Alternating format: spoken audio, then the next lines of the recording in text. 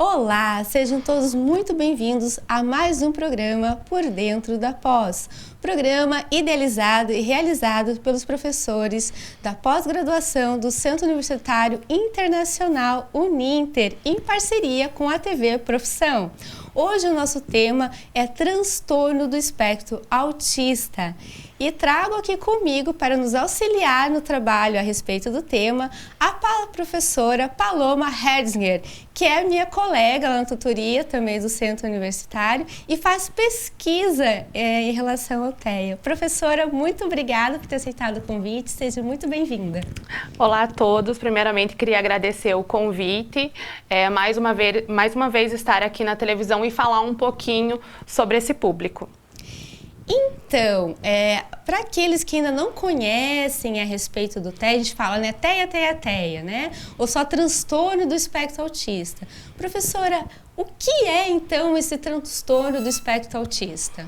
Então, o TEA, ele é um transtorno que age ali no neurodesenvolvimento do indivíduo, afetando a maneira dele reagir e agir ao mundo, a maneira de comunicação, a maneira de ir e vir. Então, afetando ali basicamente a comunicação, a socialização dele.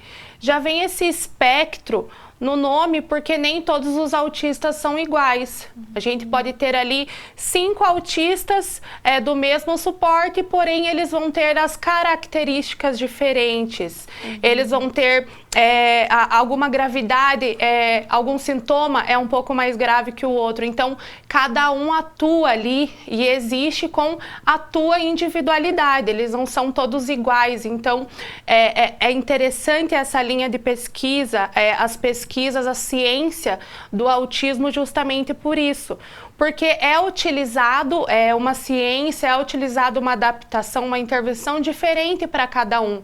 Nem todos conseguem absorver o mesmo estudo, a mesma terapia de maneira igual, justamente por essa diferença nos sintomas, na maneira de agir, de comunicação e socialização.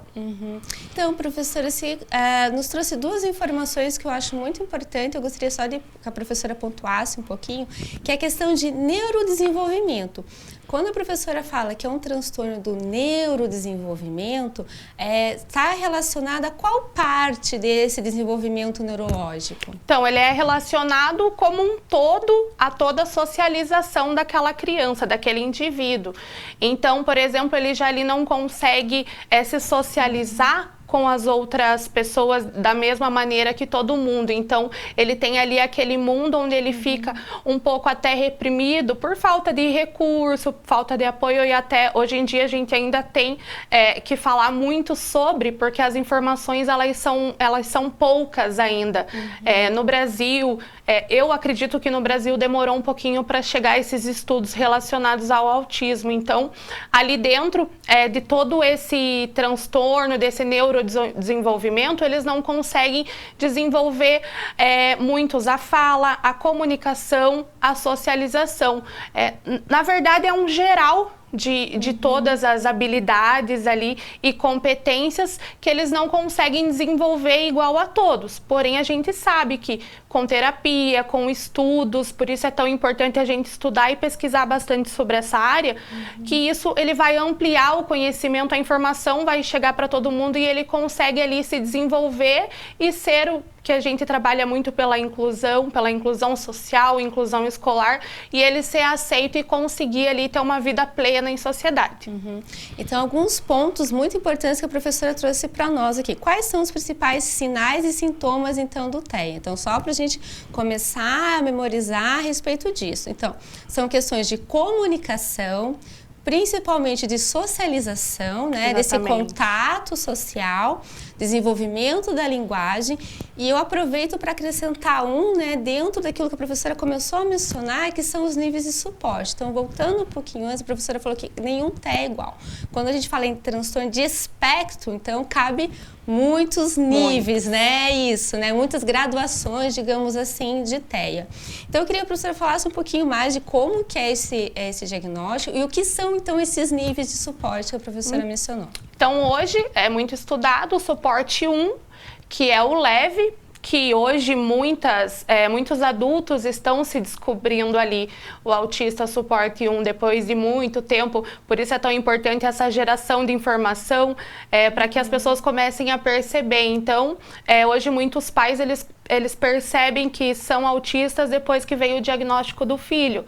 E aí vem o suporte 1, que ele, basicamente, ele consegue ali ter uma comunicação, uma socialização, mas ele ainda tem algumas restrições, ele ainda não se sente à vontade, ele não se sente tranquilo e calmo ali naquele meio.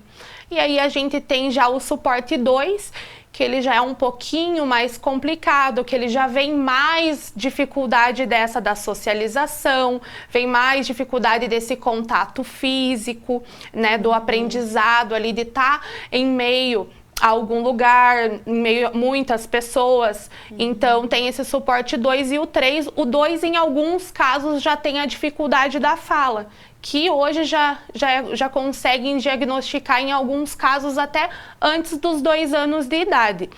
E o 3, ele já é mais agressivo, né? Já muitos não têm a possibilidade nenhuma de fala, já tem aquela dificuldade na comunicação, não consegue socializar, não consegue sair de casa, ali não consegue manter aquela criança na escola. Por isso, o suporte 3, ele é o suporte que precisa de mais ali afeto, não que os outros não precisem, mas o suporte 3, ele é o que mais precisa ali de empatia, de afeto e de várias terapias, né? É um trabalho multidisciplinar ali em ambos os suportes para que aquela criança, aquele indivíduo, ele consiga ali socializar, conviver e desenvolver como os outros. Então, professora, ainda a respeito dessas características que vão surgindo para depois dessa classificação dentro dos níveis de suporte 1, 2 e 3, a professora mencionou uma coisa muito importante, que os níveis 2 e 3, as pessoas hoje, né, com um pouco mais de divulgação, de estudos, estão sendo diagnosticadas crianças cada vez mais cedo. Eu queria que a professora falasse um pouquinho da importância, então, desse diagnóstico, né, mais cedo, né, no mínimo com qual idade e no máximo com qual, para que essas terapias sejam, de fato, efetivas. E eu queria que a professora também falasse um pouquinho se existe a questão de que a criança, o indivíduo, ele já nasce com TEA ou ele adquire o TEA. E nisso, né, eu complemento na questão que a professora falou dos adultos. Tem muitos adultos que agora estão se descobrindo como TEA nível 1. Ele ficou com TEA ao longo da vida ou foram pessoas que também já nasceram com TEA? Tá, vamos lá para a primeira pergunta, que é sobre, desculpa... sobre essa questão do diagnóstico dos níveis e como é importante, então, a gente fazer esse diagnóstico precoce. Então, devido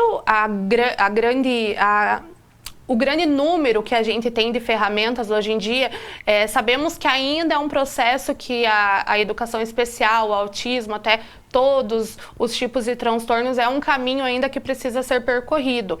Mas quanto mais cedo a mãe, a família ali conseguir aquele diagnóstico, melhor vai ser o desenvolvimento dessa criança.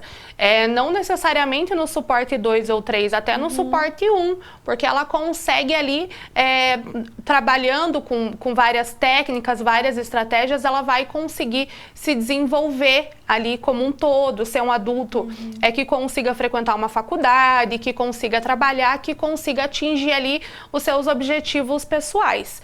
Ali do suporte 2, suporte 3, agora a gente tem falado muito na educação especial sobre os bebês da pandemia, que estão saindo agora, essas crianças da pandemia, né? Então, terminou a pandemia, muitas mães engravidaram, né? Nasceram muitas crianças nesse tempo. Então, essas crianças agora que estão indo para dentro de uma escola, agora que elas estão conseguindo se socializar. Então, tem aumentado muito esses casos, não somente do autismo, mas de outros tipos de transtorno. Então, é bem interessante ali o primeiro contato com a família. A gente sabe que não é a família que vai apontar o dedo e falar, olha, ele tem autismo, essa criança é autista. Não é isso, mas de repente qualquer comportamento que a mãe perceba, que a família perceba, ali geralmente quando eles são mais pequenininhos, ou eles são muito reprimidos, muito quietinhos, ou eles já são muito agressivos. A gente sabe que lá no desenvolvimento de cada criança, cada uma desenvolve de uma maneira. Algumas andam mais cedo, outras andam mais tarde, e que é quase cultural de mãe ter essa comparação com os outros. Então, por isso é muito importante ter essa percepção e não aceitar o primeiro diagnóstico. Olha, vou seguir agora como minha vida que essa criança ela tem autismo. É bem interessante passar por mais de um profissional, até porque tem uma equipe toda ali, são psicólogos, neuros ali, fonos, para poder desenvolver aquilo, para poder perceber aquele trabalho e realmente passar um diagnóstico, mas é de extrema importância. Já existem muitos estudos dizendo que, se acompanhado desde pequeno, já vai conseguir ali ter um desenvolvimento social igual a todos, vai ter menos dificuldade. Por isso é tão importante, primeiro, essa percepção familiar, né, para daí depois começar a intervir. Muitas vezes a família chega na escola lá no ensino infantil e alguma professora ela pode até notar, ela pode até perceber, mas é muito difícil também para essa área da educação ter que apontar isso para uma mãe e um pai. Então, tem que ter aquela empatia na hora dessa conversa, de falar, não apontar, olha, tá impossível, tá muito difícil, mas ter essa empatia para daí, quem sabe, às vezes a família ela não tem tanto acesso à informação e ela não sabe, para ela tá tudo bem, muitas vezes é o primeiro filho. Então, mas a outra criança da vizinha é assim. Por isso é tão importante esses pequenos sinais de comunicação, sinais visuais, né, de socialização. Por isso a gente tem acontecido agora muitas pesquisas relacionadas a isso com esses bebês da pandemia, que estão entrando em contato com o mundo, no caso, nesse momento agora, do ano passado, de 2023 para cá. Então, agora que eles estão percebendo como tem aumentado, né, não somente o autismo, mas também outros tipos de transtorno. Tem mais uma pergunta, né? Isso. Era a respeito de se os indivíduos já nascem com TEA ou se é possível, né, por N fatores, a pessoa adquirir o TEA com o passar do tempo. O que pode acontecer é um adulto viver ali a vida dele plena, ali 20, 25 anos e não ter, e não perceber, não ter, mas ele já nasce. Por isso é tão importante, muitos adultos hoje, a gente ouve muitas palestras, muitas falas, eles dizem, eu nunca me senti no meu lugar, eu nunca me senti bem, eu nunca me senti ali no conforto total, em N situações. Então, o que eles não conseguem é, de repente, perceber os comportamentos, os sinais, eles não percebem. Ele aprende uma autoadaptação sem perceber que, na verdade, ali existia um problema. Ou seja, a pessoa ela já nasce com o TEA, não tem como adquirir posteriormente, né? Então, a pessoa, de alguma forma, ela sempre teve os sintomas ao longo da sua vida, né? Mesmo quem descobre depois dos 30, dos 40, até dos 50 Por isso, anos. essa importância dessa visualização ali na família, que é o primeiro meio que aquela criança nasce. Então, ela vai se tornando um adulto que acaba que não conseguindo. Hoje a gente está falando de tecnologias, de estudos, de técnicas, mas hoje um autista com 40 anos, ele já não consegue, já tem mais dificuldade de começar aquela terapia, de começar com esse acesso de informação. Existem algumas clínicas que trabalham com algumas terapias bem específicas. E lá eles tratam desses adultos, eles lidam com esses adultos, então já existe ali uma dificuldade deles sair. Tem muitos adultos que depois de 30 anos que foram num cinema, que foram passear num parque, num zoológico. Então, sempre existe um sofrimento, né, professora, na verdade, porque quando a gente traz essa questão do TEA, acho que precisa ficar em evidência isso. O TEA não é o problema é a falta de informação a respeito do transtorno de espectro autista.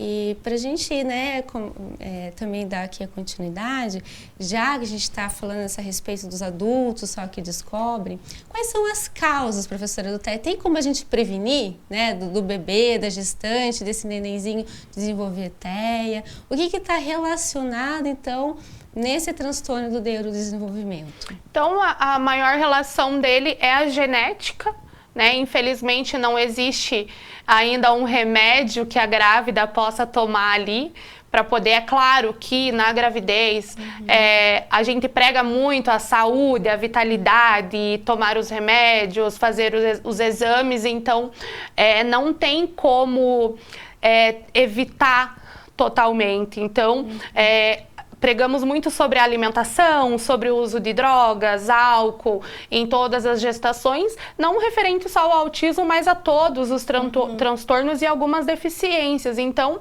ele é genético, não existe, não tem como, como que eu vou saber o que vai acontecer, não tem como prever essa situação, por isso que a gente tem que estar sempre informado para saber lidar com essa situação e, desde pequenininho ali, conseguir para que todo mundo...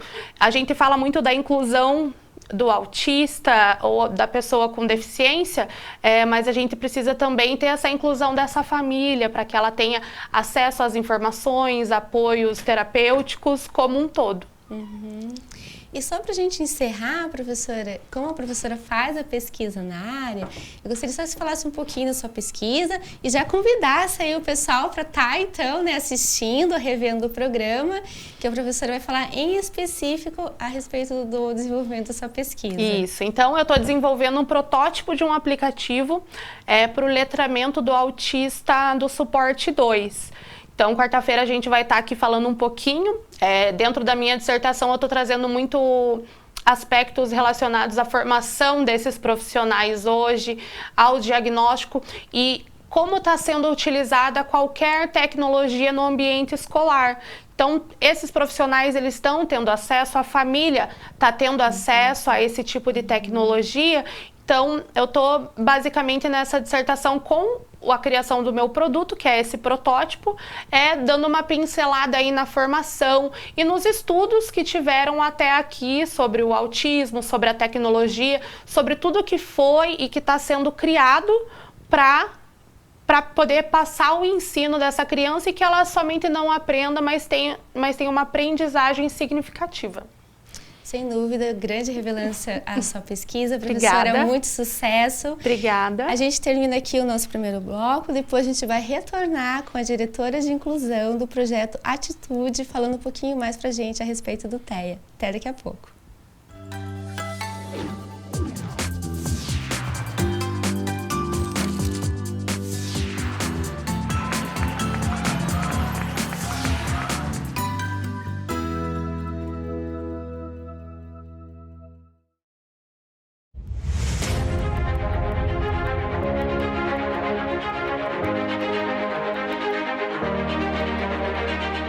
No ponto mais privilegiado de Curitiba, no Alto do Pirazinho, o sítio de transmissão do Super Canal 13.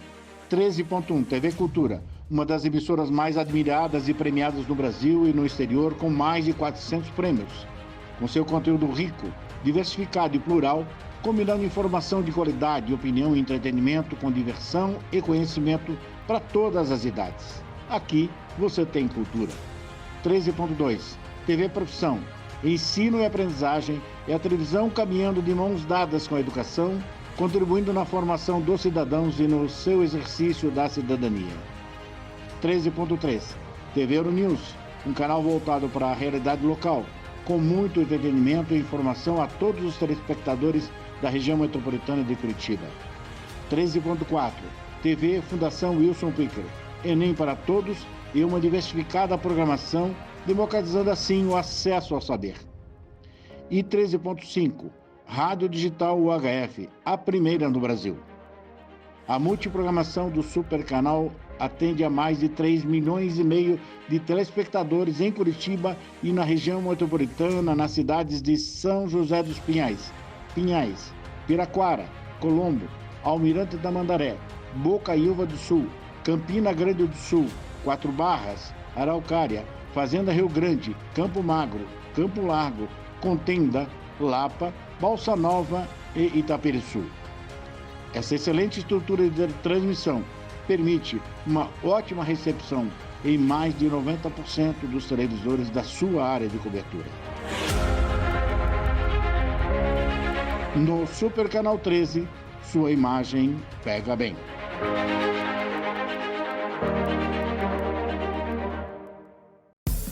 O Ministério do Turismo, a TV Cultura e o Uninter levam até você Provoca. Ainda bem.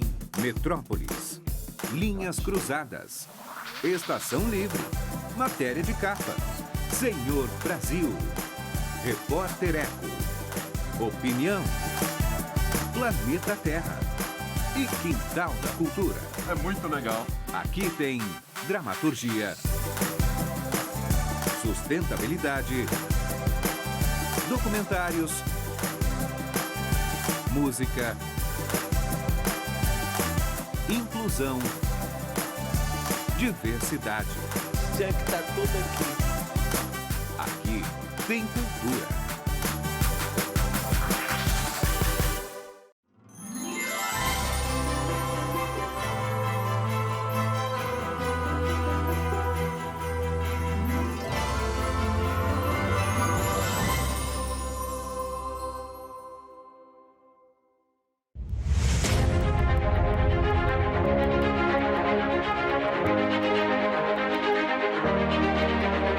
Localizado no ponto mais privilegiado de Curitiba, no Alto do Pirazinho, o sítio de transmissão do Super Canal 13, 13.1 TV Cultura, uma das emissoras mais admiradas e premiadas no Brasil e no exterior, com mais de 400 prêmios.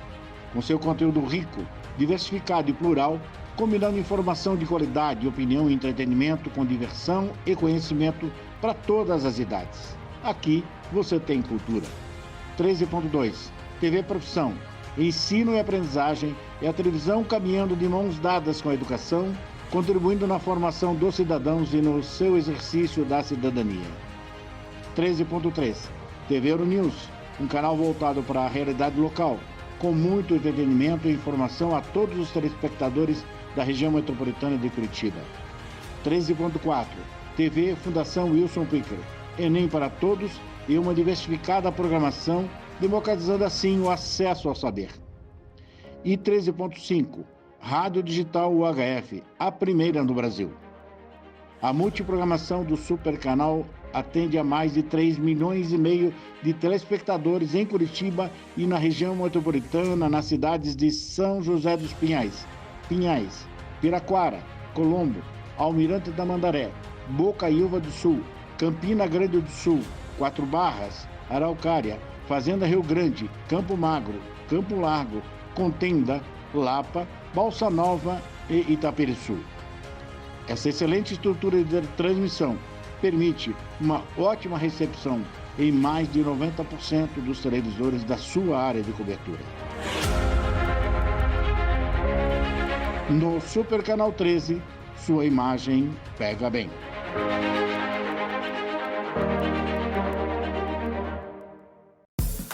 O Ministério do Turismo, a TV Cultura e o Uninter levam até você Provoca. Ainda bem. Metrópolis. Linhas Cruzadas. Estação Livre. Matéria de capa. Senhor Brasil. Repórter Eco. Opinião. Planeta Terra. E Quintal da Cultura. É muito legal. Aqui tem dramaturgia, sustentabilidade, documentários, música, inclusão, diversidade. Tinha que estar tudo aqui. Aqui tem cultura.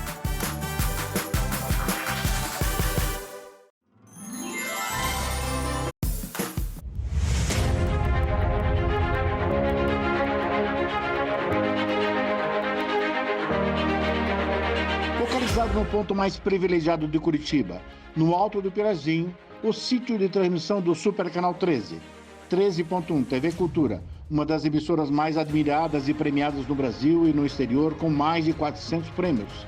Com seu conteúdo rico, diversificado e plural, combinando informação de qualidade, opinião e entretenimento com diversão e conhecimento para todas as idades. Aqui você tem cultura. 13.2 TV Profissão. Ensino e aprendizagem é a televisão caminhando de mãos dadas com a educação, contribuindo na formação dos cidadãos e no seu exercício da cidadania.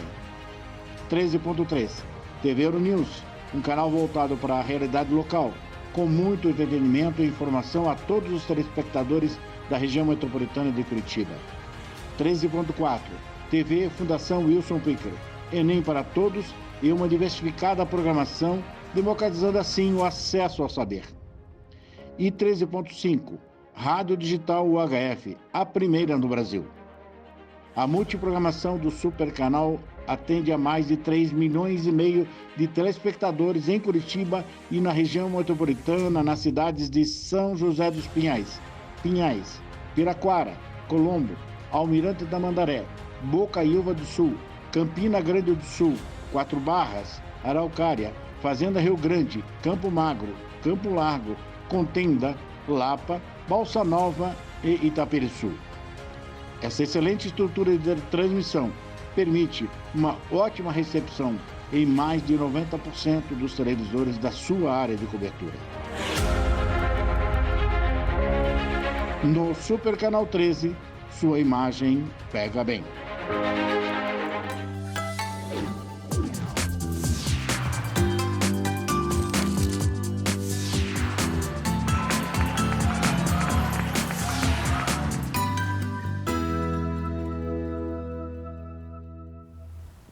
Olá, espero que vocês estejam gostando do tema tanto quanto nós aqui no estúdio. Retornamos no nosso segundo bloco e agora eu recebo a Cecília Silva de Amaral da Cruz, que é a diretora de inclusão do projeto Atitude. Muito obrigada por ter aceito o convite, Cecília, é um prazer estar contigo aqui. Eu gostaria que você falasse um pouquinho para nós, então, dentro daquilo que a professora Paloma trouxe para a gente a respeito do TEA. Então, nós temos dentro do diagnóstico, né, que agora ele ficou muito mais amplo nessa noção de transtorno de espectro. Então, nós temos as questões dos níveis de apoio. Eu queria que você falasse alguma dessas características para as pessoas ficarem mais atentas e até na forma de lidar com o autista, que é os movimentos repetitivos, estereotipados, essa questão que o TEA tem de gostar tanto das questões repetitivas, de ventiladores, de discos, às vezes gosta de uma música e pede, né, para ficar tocando aquela mesma música na sequência. Então, qual que é a importância, né? Qual é o conforto que traz isso? Que muitas vezes, para quem está de fora, fica o movimento pelo movimento, né? Mas para que tanto essa repetição? Então, para a gente entender um pouquinho mais, né, dessas características que são inerentes mesmo ao desenvolvimento do TEA. Então, na verdade, eu vejo que você colocou, acho que eu vou dividir em duas para tentar responder. Primeiro que as pessoas hoje meio que banalizaram essa questão do se gosta de dinossauro, é autista e tal. Então, eu gosto de retomar que o autismo ele segue critérios diagnósticos. Ótimo. E esses critérios são norteados para o DSM-5 hoje, né? Que é o DSM-5-TR, né? Que é o manual mais atualizado desse documento. Ele diz que para ser autista tem que ter dificuldade de comunicação, de interação social e rigidez cognitiva ou a inflexibilidade, né? Tem gente que fala. Então, não é que um critério você gabarita e o outro critério você não corresponde. Para ser diagnosticado com autismo, tem que ter sim para todos os critérios e todos os subcritérios que estão descritos no DSM-5. Então, esse é o primeiro ponto, né? Perfeito. Então, dentro disso, quando a gente fala de flap ou stimmings, né? Que normalmente são esses movimentos repetitivos, normalmente eles vêm quando a pessoa, o indivíduo com autismo, está com uma sobrecarga sensorial e eles utilizam, né, de forma involuntária, ou seja, o corpo dele faz aquilo sem ele necessariamente pensar que precisa fazer para se acalmar. Então, quando você às vezes vê uma criança no shopping que está de um lado para o outro correndo e fazendo flapping, né, que é aquele movimento das mãos, que é bem comum, digamos assim, na verdade o que ela está fazendo é a maneira de se autorregular diante de todos aqueles estímulos, né? Então, por exemplo, ela está num shopping, tem a questão do barulho, tem a questão da movimentação das pessoas, tem a questão da iluminação, tem muitas questões sensoriais que podem causar uma descarga sensorial naquela criança, e para ela se autorregular, ela usa desses movimentos, né? Agora, a questão da música, eu falo por mim. Então, eu tenho essa questão da rigidez cognitiva. O que acontece? É o costume de fazer da mesma forma, do mesmo jeito, as mesmas coisas, né? Tem até uma série que chama, acho que é do amor autista, uma coisa assim, que fala, que eles retratam na série, né, que a questão de fazer da mesma forma é como se de certa fosse estruturar eles enquanto pessoa. Por quê? Porque diminui a necessidade de ter que pensar que forma que eu vou responder, que forma que eu vou falar. Então, se eu gosto de uma música, eu vou sempre ouvir uma música. Se eu gosto de uma comida e eu vou em determinado restaurante, eu vou sempre pedir aquela comida. Então, acho que são por motivos diferentes, né? Às vezes, por talvez não estar dentro da condição, acaba se vendo como uma coisa só, mas não, são por motivos diferentes. Os estímulos, né, os movimentos e a questão de ouvir as mesmas músicas e fazer do mesmo jeito. Então, é a questão de que o TEA tem a sensibilidade, né? Eu achei bem importante quando você trouxe isso.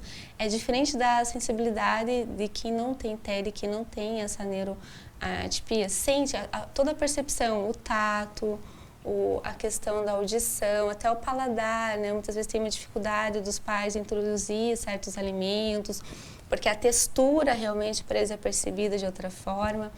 E nisso eu já coloco a pergunta, porque a Cecília, ela é instrutora ABA, então dessa importância do ABA, para a gente tirar um pouquinho, então, o autista dentro, é claro, daquilo que for permitido, devagar, com segurança, daquela rotina que ele criou, e provavelmente entende que é assim, mas principalmente para os casos onde aquelas crianças que estão o tempo todo em crise, né? Para quem está de fora, mas nossa, o menino entrou em crise do nada, a gente sabe que não é do nada. Ele teve um motivo para aquilo que para ele está muito claro, e aquilo é o sofrimento. Muitas vezes as pessoas veem, ele está se batendo, né? Tem a questão da autoagressão. Então, dessa importância, Paula, falando de várias terapias.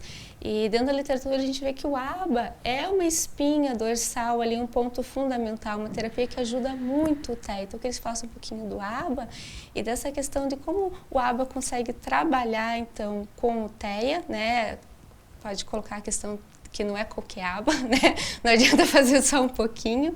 Mas essa importância é realmente para levar esse indivíduo à autonomia, que é o que mais importa. Então, acho que o mais importante falar sobre a ABA é que é uma ciência, né? Tem mais de 50 anos de estudo, né, científico sobre isso. Então, as pessoas acham que eu posso inventar um método e dizer que é a ABA e vender isso, mas não. Então, tem critérios, né, a serem seguidos, inclusive fora do Brasil, e isso é regulamentado. Quem trabalha com isso meio que é uma luta ainda para ter essa regulamentação no Brasil, que ainda não tem, da forma que a gente gostaria. Por exemplo, não é dito quem pode, quem não pode aplicar, quem pode, quem não pode fazer, enfim. Então, é uma ciência. E o que essa ciência estuda, né? A ABA, análise do comportamento aplicada, né? Essa ciência veio do behaviorism, que é do Skinner, né, aquele estudo comportamental. E você falando, né, sobre extinguir comportamento, né, como que funciona isso dentro. Funciona da seguinte maneira, a gente, quando estuda a AB, entende que todo comportamento existe porque tem um reforçador. Então, o fato, a gente até brinca, né, que o dinheiro é um reforçador universal. O fato de você levantar e trabalhar, qual é o seu reforçador? Que você sabe que vai ter uma recompensa financeira por trás daquele teu trabalho e esforço.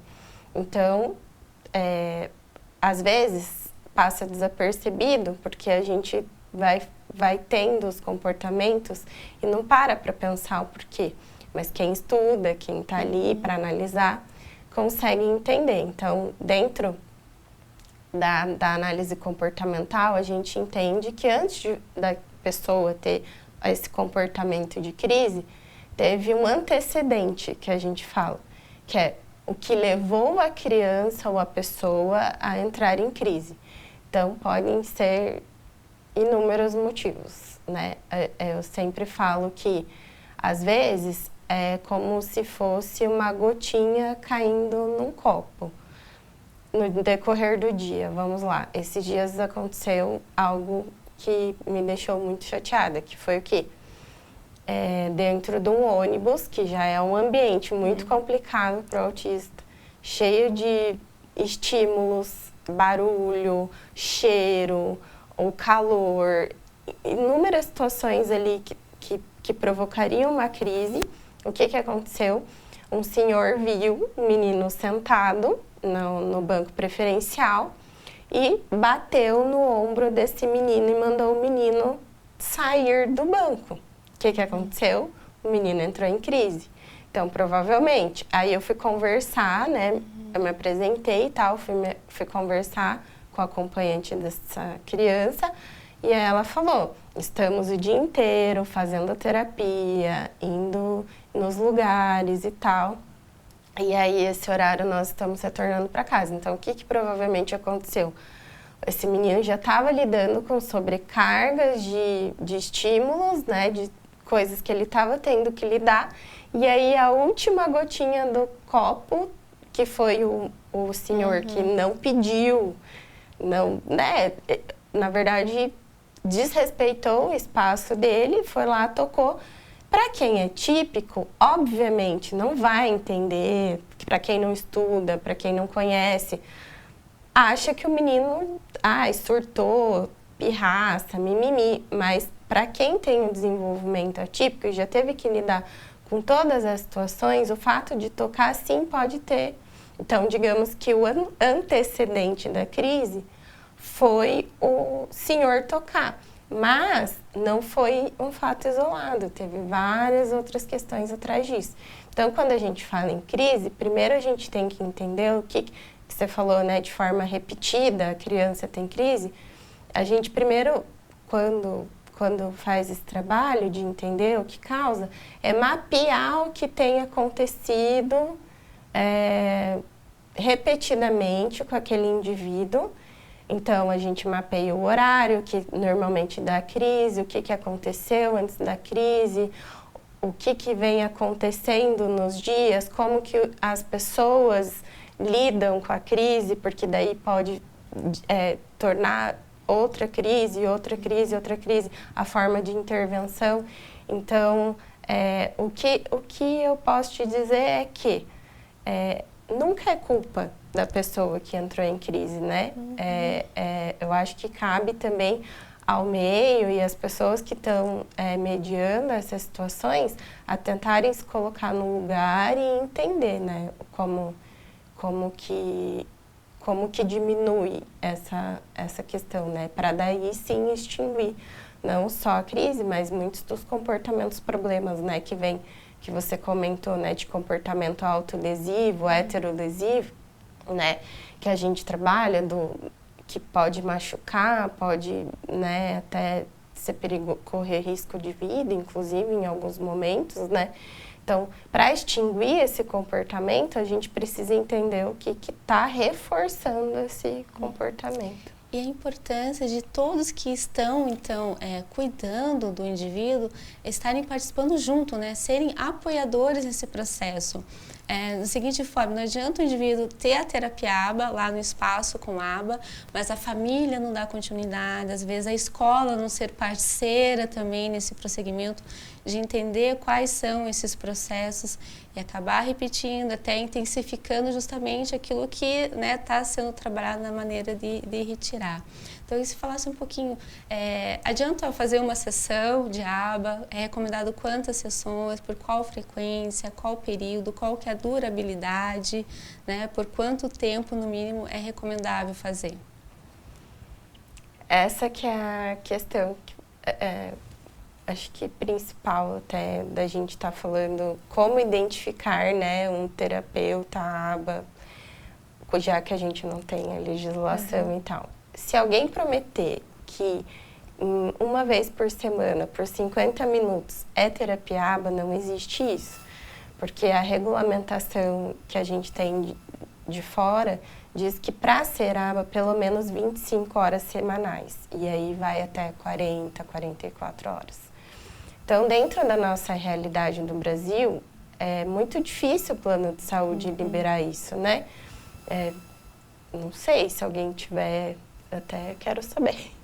Porque é uma luta muito grande, porque é uma terapia que é cara, né? Tipo, precisa de muita formação, enfim. Então, como eu vejo que quanto mais pessoas capacitadas, né, treinadas, para dar continuidade no trabalho que é feito na clínica, melhor. Então, da forma que eu trabalho, por exemplo, tudo que eu sei, eu faço questão de ensinar para as famílias e para os professores e para o ambiente, seja social, que essa criança esteja inserida, eu não vejo o menor problema. Por quê? Quanto mais estímulo, quanto mais pessoas em volta, né, eu trabalho mais ABA com criança, quanto mais pessoas em volta dessa criança entenderem, souberem trabalhar, para a criança é melhor.